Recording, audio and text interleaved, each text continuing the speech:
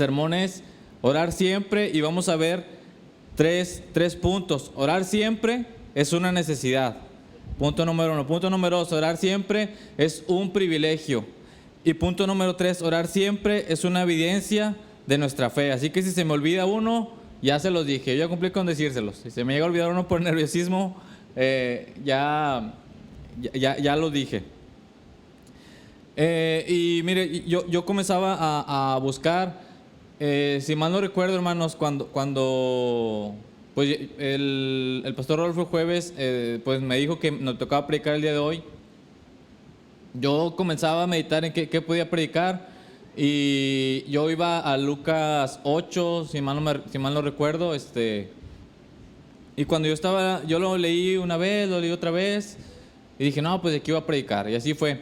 Y durante la noche y al día siguiente, durante la mañana, venía un pasaje a mi mente muy, muy claro, y yo lo veía bien claro, es en Lucas 18, y uno de los puntos está basado en Lucas 18, si quiere irlo buscando en su Biblia, Lucas capítulo 18, y la palabra que más sonaba en mi mente, o la pregunta que más sonaba en mi mente, era que cuando venga el Hijo del Hombre, hallará fe en la tierra. Que le doy unos segundos para Lucas capítulo 18, versículo 8.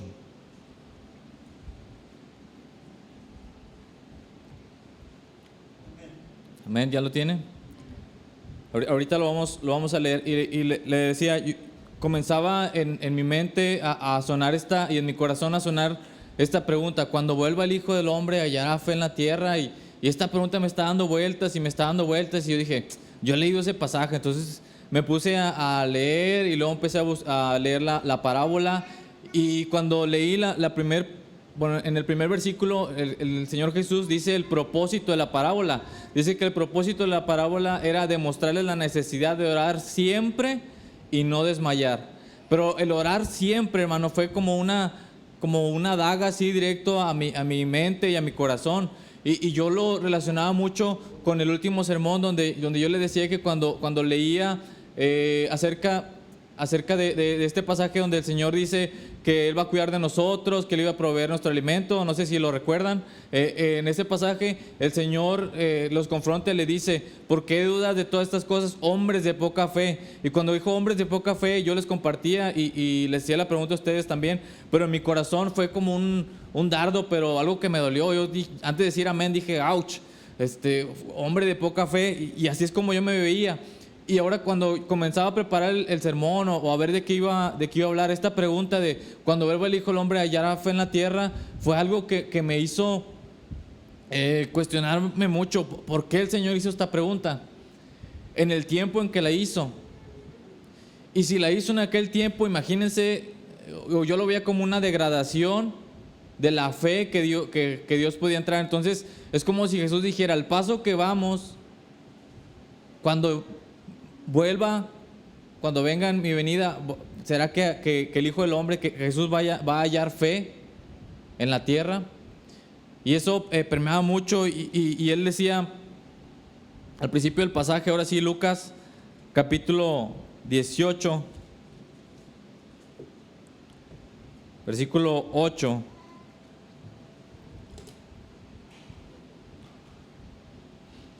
Lo voy a 18, versículos 1 al 8. Dice la palabra del Señor. También refirió Jesús una parábola sobre la necesidad de orar siempre y no desmayar, diciendo: había en una ciudad un juez que ni temía a Dios ni respetaba a hombre. Había también en aquella ciudad una viuda, la cual venía a él diciendo: hazme justicia de mi adversario.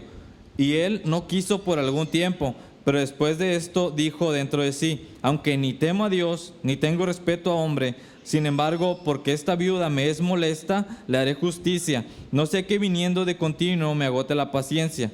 Y dijo el Señor: oíd lo que dijo el juez injusto. ¿Y acaso Dios no hará justicia a sus escogidos que claman a Él día y noche? ¿Se tardará en responderles? Os digo que pronto les hará justicia. Pero cuando venga el Hijo del Hombre, ¿hallará fe en la tierra?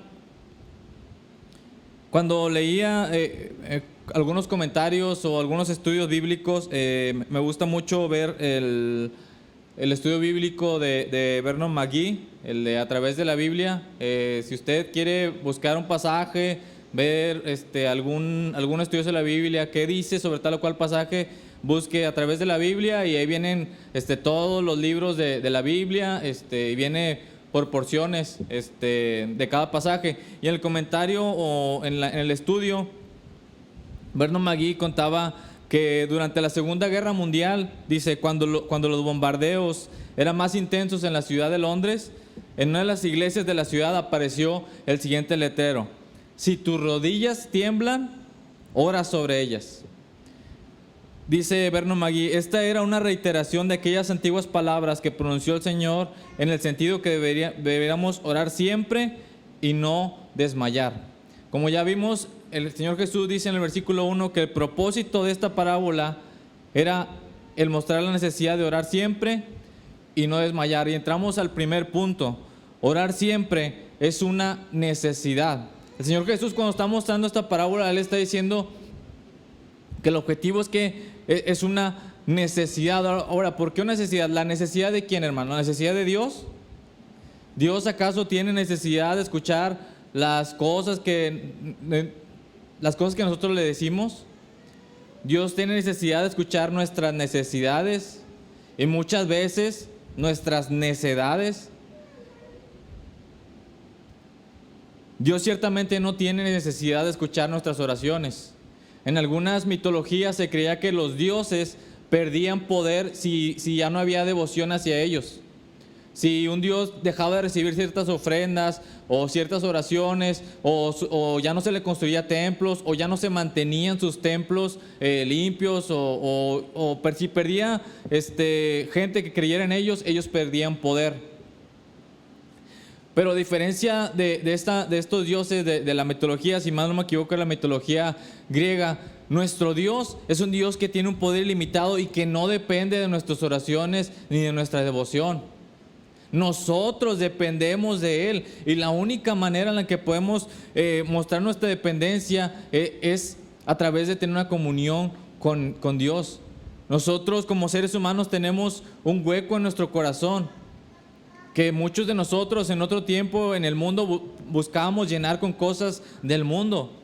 Muchos quizá cayeron en las drogas, hoy en día están en las drogas, que están en el alcohol, perdidos en el alcohol, buscando mujeres, en todas las nuevas ideologías. Hermano, la ideología de género, la homosexualidad, no son más que otras desviaciones de un corazón que está buscando algo que solamente Dios puede llenar. Los que tienen necesidad de Dios somos nosotros. Nuestro corazón es el que tiene necesidad de Dios.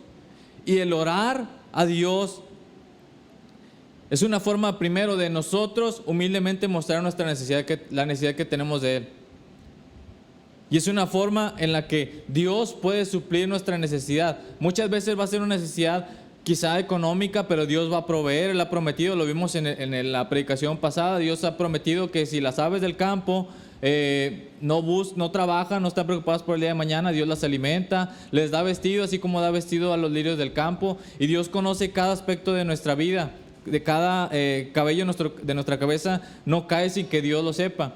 Entonces muchas veces nosotros podemos recurrir a Dios o debemos recurrir a Dios para pedir fortaleza. Ahora, lo que decía de orar siempre y no desmayar va ligado, hermano. ¿Cómo un creyente puede permanecer firme a los embates de hoy en día? ¿Cómo es que vamos a permanecer sin desmayar? Orando, y orando siempre.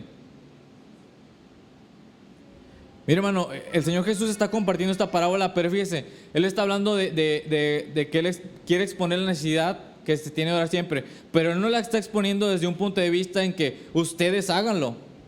Si usted lee el libro de los evangelios, sobre todo en el libro de Lucas, usted va a encontrar a Jesús orando una y otra vez.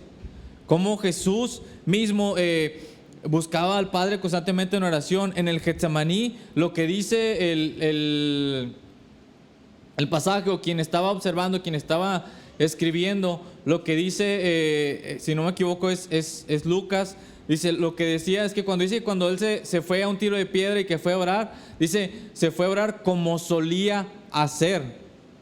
No dice, es la primera vez que vemos que Jesús está orando. No, dice, como solía hacer. Y Jesús, una de las enseñanzas más grandes que le dejó a sus discípulos es cómo orar. Jesús no les dejó cómo predicar, ¿verdad? Jesús no les dejó cómo deben de diezmar. Y no que estas actividades no sean importantes, son importantes, pero lo más primordial, lo que Jesús apuntó primeramente es a la oración. Si hay algo que usted y yo debemos de saber antes que cualquier otra cosa es aprender a orar. Debemos de saber orar. Y el Señor nos deja un modelo perfecto de lo que es la oración. Y es que muchos creyentes hoy en día, hermano, tenemos la necedad de no ver la oración como una necesidad.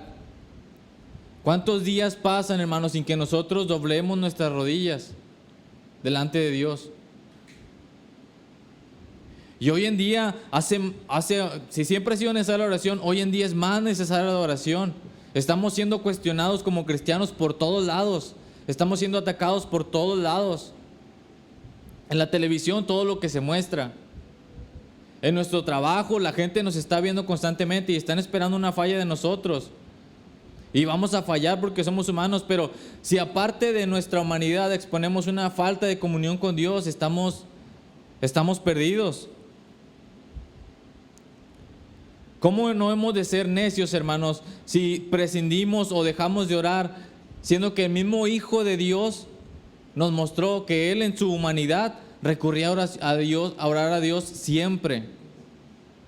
Cuando viene la tentación al Señor Jesucristo, cuando viene, que esto sí es, si no me equivoco, esto sí es en Lucas 8 y es de lo que iba a hablar. Cuando viene la tentación a Jesús, el diablo no encuentra a Jesús tirado en una hamaca.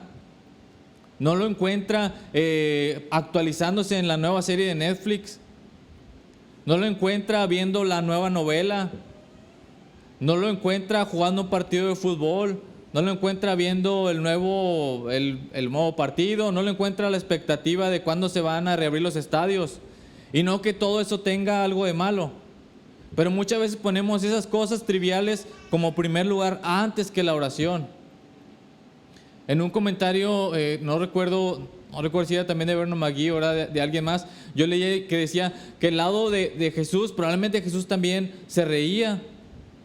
No lo dice la Biblia, pero él en su lado humano probablemente él también se reía, probablemente él también pasaba tiempo de calidad con sus discípulos. No solamente siempre le estaba enseñando, sino que muchas veces a lo mejor nada más estaban platicando de cómo les había ido en tal o cual cosa. Él era humano también. Nosotros tenemos pasatiempos, sí, pero muchas veces los ponemos por encima de otras cosas. Y cuando viene la tentación, no estamos llenos del Espíritu Santo porque no tenemos una comunión con Dios. Cuando llega la tentación a Jesús, que le ofrece el reino que en ese momento le pertenecía a Satanás. Todos los reinos de la tierra le pertenecían a Satanás. Y Satanás se los ofrece. Y Dios le responde con la palabra. Pero más aún, al principio de ese pasaje en Lucas 8, él dice que estaba lleno del Espíritu Santo porque él se había ido 40 días en ayuno, pero a orar. No solamente a pasar hambre, porque muchas veces, yo he cometido este error, muchas veces ayuno, pero nomás me paso hambreado. Realmente no dedico el tiempo a oración, a estar con Dios, y eso está mal.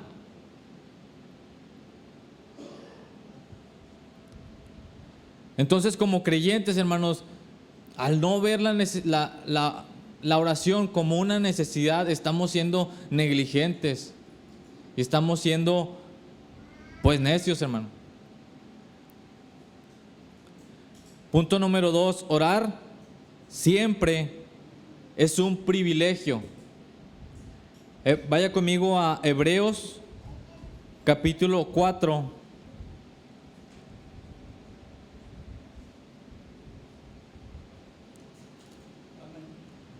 Hebreos 4, versículo 14 al 16.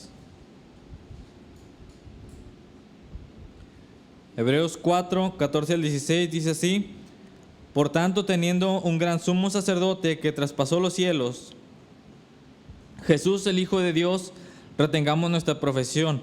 porque no tenemos un sumo sacerdote que no pueda compadecerse de nuestras debilidades, sino uno que fue tentado en todo según nuestra semejanza, pero sin pecado. Acerquémonos pues confiadamente al trono de la gracia para alcanzar misericordia y hallar gracia para el oportuno socorro.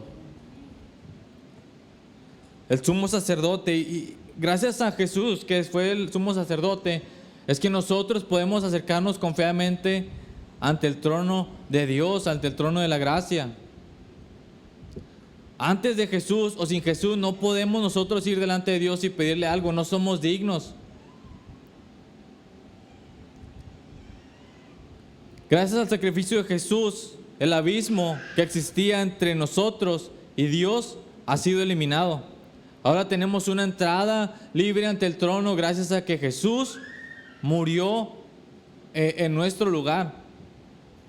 Y esto muchas veces, hermanos, si no vemos el sacrificio de Jesús como lo que fue, es por eso que muchas veces despreciamos la oración, despreciamos el privilegio de hablar con Dios, más aún de que Dios nos escuche, de que Dios incline su oído y nos escuche. Jesús, hermano, cuando él iba, vuelvo a citar el pasaje de Getsemaní, Jesús está ahí y está orando y está afligido, hermano.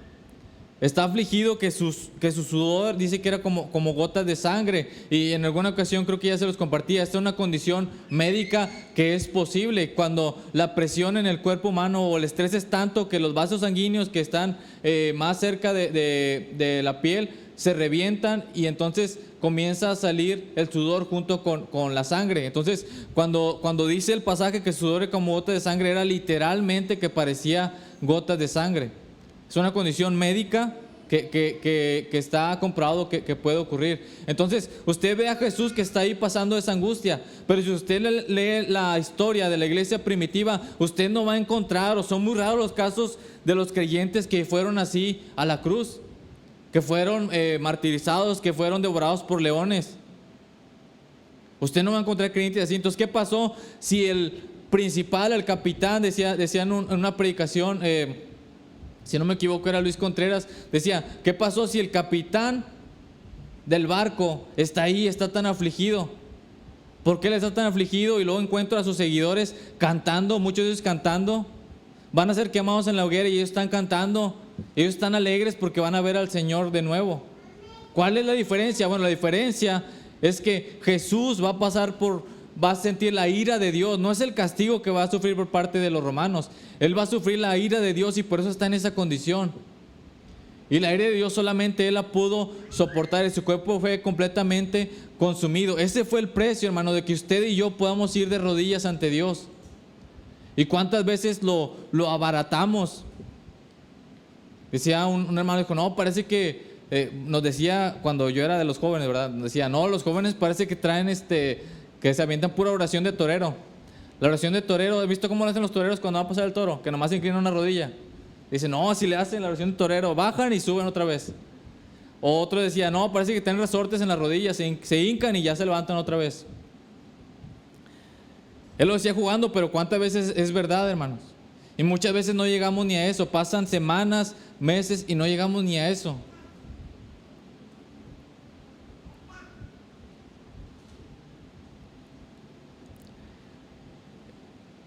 Es un privilegio, hermano, porque además tenemos a Jesús que como representante. ¿Qué mejor, qué mayor privilegio que tener al Hijo de Dios como nuestro representante? Muchas veces ciertas personas se acercan a mí. Mi papá, pues, ustedes ya saben, trabaja en la construcción, hace ciertos trabajos, y se acercan por mí para que hable con mi papá. Dile a tu papá que nos ayude, ¿no? Con esto, tal cual. O sea, llegan por el hijo, porque yo, pues, en teoría ya le sé cómo mover a mi papá. Cuando ve a mi papá esto, pues a lo mejor ya no me va a hacer caso, ¿verdad? Pero las personas que vienen saben que yo, que soy su hijo, yo sé cómo acceder a que mi papá nos ayude en tal o cual cosa. De la misma manera, nosotros tenemos el privilegio de que el Hijo de Dios abogue por nosotros. Más aún, decía el pasaje que leímos, Él nos entiende, hermano, porque Él pasó, Él sufrió también como hermano, Él pasó, también sintió hambre como nosotros. Él también tuvo necesidad de vestido. Dice que él no tenía un lugar donde posar su cabeza. Él entiende nuestras necesidades. Es un privilegio, yo puedo decir hasta es un lujo tener a Jesús como nuestro intermediario. Si nosotros nos presentáramos sin Jesús delante de Dios, nos pasaría un castigo tan terrible como le pasó a Jesús en la cruz del Calvario, porque eso es lo que nosotros merecíamos. No merecíamos ser escuchados, merecíamos ser juzgados y pasar la ira de Dios y que la ira de Dios pasara en nosotros.